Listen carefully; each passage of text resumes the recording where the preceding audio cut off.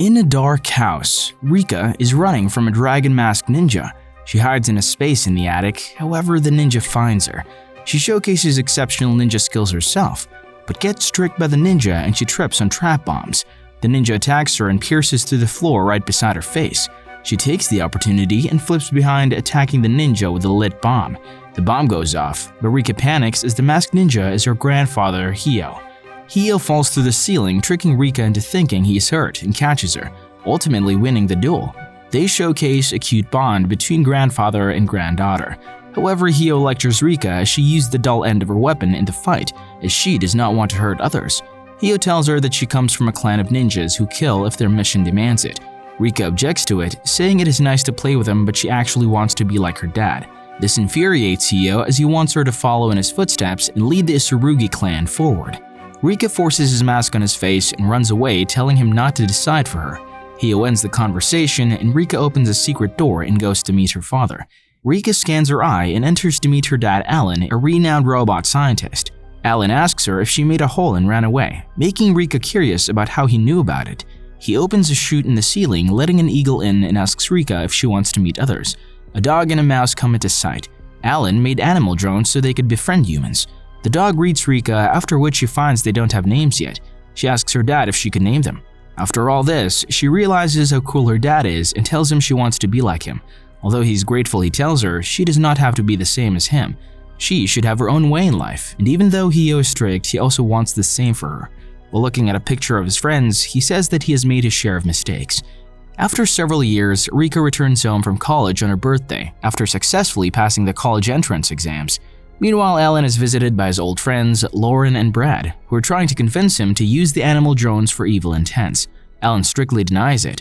Later, Rikka returns to a blood-smeared room in her house. All panicked, she runs towards the lab where she finds Alan injured. She tries to call an ambulance only to find the signal jammed. The hit crew enters the lab, and they thank her for letting them in, as she opened the door with her retinal scans. As the crew is about to kill them, a smoke bomb slides into the room. Hio enters and shoots down several of the crew, but Lauren enters with his daughter, Mia, and Esper, who he controls through a collar. Lauren injures him. Hio tells Rikka to run away and hide. Alan tries to delete the data about the robots, but he's shot. He hands the duty of the drone's future to her hands and dies. Just then, the capsules open and the drones successfully take Rikka away. While getting away, Rikka sees the faces of Lauren and Brad, who are responsible for the death of her family. The drones take her to a secret lab Alan made in case of an emergency. Rikka decides to give up her future as a scientist, her name and her past to avenge her family. She changes her name to Lily. Sometime later, Lily is seen working as a detective for Mr. Berkeley. She's out finding lost animals for a living. She uses drones to find information about the people that killed her family. She finds out that her disguise has been spreading a rumor about a freak in the city. Later, she returns to her small apartment where she lives with a roommate called Melissa. In the dark of the night, Lily goes after one of Lauren's officers. She traps him on a terrace and interrogates him about the data they stole. He tries to deny her, so she gives him a free bungee jump down the building. Just as he's about to hit the ground, she pins him to the building. She again interrogates him while pulling the pins one by one. He finally breaks and tells the location of the data. She also asks him if he was involved in the raid 6 months ago, which he denies. She lets him fall into a dumpster. The next day, she goes to investigate the place, but ends up getting interrogated by the guards there. She tells the guards that she's a detective, and the guards try to check her bag, but she tries to flee. All this is witnessed by Mia. Mia goes to save her and asks her if she will take her case, but Lily tells her she's only an assistant detective in training. Lily sees a chessboard in Mia's hand, and they start playing together. They talk about how their father taught them to play. They go on to play 5 rounds, all of which Lily loses, making Mia laugh. Lily asks her to play again sometime, but Mia tells her not to come back there again. In Lauren's lab, he tries to put the collar on Mia, to which Mia disagrees. However, Lauren gaslights her into it, as he needs to prove to the company he's better than Alan was. On the other side, Lily decides to steal the data back and enters the facility with the help of the drones. She reaches the vault, where they are using Alan's research to make weapons, and decides to destroy it all. Just as she's about to commence her plan, Mia enters and attacks her.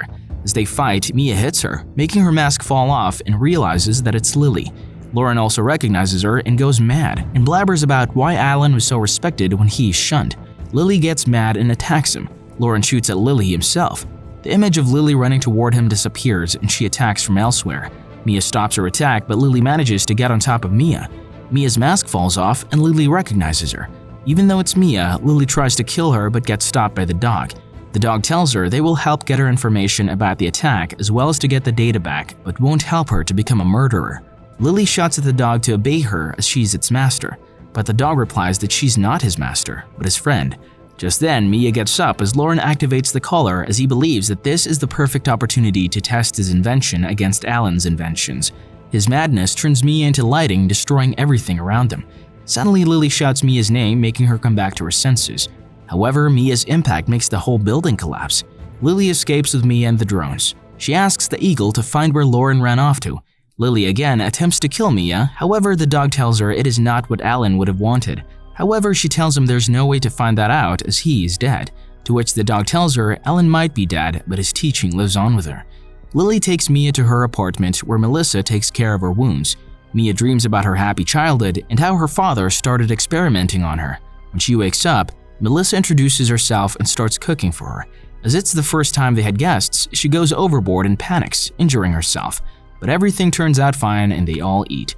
That night, Mia thanks Lily for saving her, to which Lily tells her she just could not kill her as she's weak. Lily asks her what the case was that she wanted her to take, to which Mia says she wants to stop her father, but now realizes she cannot put that responsibility on others. While returning, Mia sneaks into Melissa's room and calls her father. She again gets sucked up into his father's lies and gives her address to him. Lauren uses his technology on himself, and early in the morning, he attacks Lily's apartment. Mia apologizes to Lily for exposing her location and helps her defeat the robot sent by Lauren. They both lure the robot into Lily's old house where they successfully destroy the robot. However, Lauren blows up the whole house, making Lily unconscious. Mia tries to stop Lauren from hurting Lily. Mia asks him if he cares for her, to which he replies he does. She's her only successful test subject. Hearing this, Mia regrets helping him with his experiments and attacks him, creating a blast. The noise of the blast wakes Lily, but she slips into a crack in the house. Lily finds a recording of Alan and Hio wishing her a happy birthday. In the recording, Hio tells her 16 is the age Isurugi clan people take charge. They choose to kill not because they are strong, but because they are weak at heart. But they believe that she's strong at heart and will make her own path. Finally, they gift her Isurugi clan clothes. Lily takes the clothes and goes to battle to save Mia. She realizes that she doesn't have to choose between being like her dad or grandfather. She can walk in both of their footsteps and make her own path. Saying so, she accepts her position as the 27th head of the Isurugi clan as Rikka Isurugi. Hearing the Isurugi family name, Lauren goes mad and charges at her. They have an epic battle where Rikka defeats Lauren. As Rikka is about to kill Lauren, Mia stops her and Lauren apologizes to Mia for everything he has done. But it was all a lie, as he puts the collar on Mia and transfers all his power to her, commanding her to destroy everything Alan created. Rikka tries to pull her collar out, but it's no use. Mia goes out of control and attacks Rikka. Rikka, with the help of her drones, charges towards Mia to save her. Mia attacks them with lightning, but Rikka is an anime protagonist, so she has the power of friendship on her side. Naturally, she just somehow pulls out the collar, which she couldn't do earlier. Wow, much logic. They fall to the ground and the two friends reconcile. Sometime later, the news confirmed the attack on the apartment was from a machine of Lauren's company. The company claims that Lauren was mentally ill. However, a reporter calls the representative out. That they're saying so is to not take any responsibility for the damage. Just then, Brad, the other man responsible for Alan's death, enters and promises to take responsibility for all the damage, creating a good image for his company again. Then he ends with a creepy smile. Rikka and Mia now shift into Berkeley Detective Agency building. Brad reaches out to another robot of his, which turns out to be Melissa. He thanks Rikka as it was her actions that resulted in him becoming the president. On the other hand, Melissa joins Rikka and Mia as they jump off a building, Batman style. Subscribe for more videos like this, turn on the notification, and leave a like to help the channel out. Thank you for watching.